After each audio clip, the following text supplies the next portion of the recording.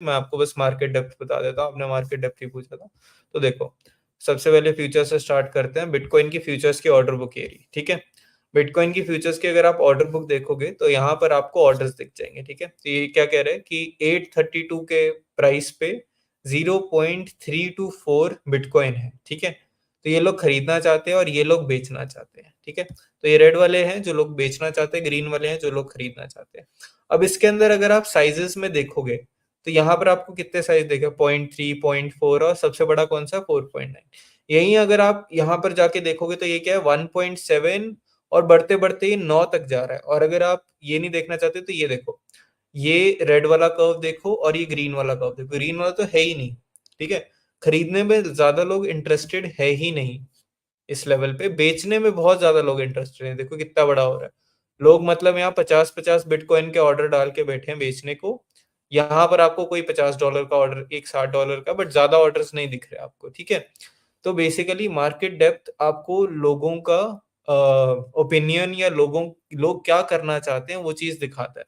तो यहाँ पर देख के हम ये देख सकते हैं कि लोग बिटकॉइन के फ्यूचर्स खरीदने से डर रहे हैं या ज्यादा खरीदना नहीं चाहते। खरीद तो रही है, थोड़ा थोड़ा तो सब खरीद रहे हैं। ये 0.1 बिटकॉइन भी तो कोई ना कोई तो खरीद रहा है ना, बट इन जनरल लोग खरीद कम रहे हैं और बेच ज्यादा रहे हैं। इसका मतलब लोगों के अंदर एक फियर है, एक थोड़ी सी बेरिशनेस है। इस चीज को कहते हैं मार्केट डेप्थ, और इससे आप मार्केट की डायरेक्शन का एक जनरल आइडिया लगा सकते हो, ठीक है। इसके अलावा एक और चीज आती है, तो ये देखो, ये होती है लास्ट ट्रेडेड प्राइस। ये वो प्राइस है जहां पर आखिरी ट्रेड हुई। तो देखो 34.5 पे आखिरी ट्रेड, अब देखो 17 पे आखिरी ट्रेड हुई, उसके बाद कोई ट्रेड ही नहीं हुई, ठीक है। ये होती है मार्क प्राइस। मार्क प्राइस क्या होता है, ये एक कैलकुलेटेड प्राइस है कि जो प्राइस होनी चाहिए। तो देखो 730 740 पे ट्रेड हो रही है, बट होनी कितनी चाहिए थी, इतनी होनी चाहिए थी।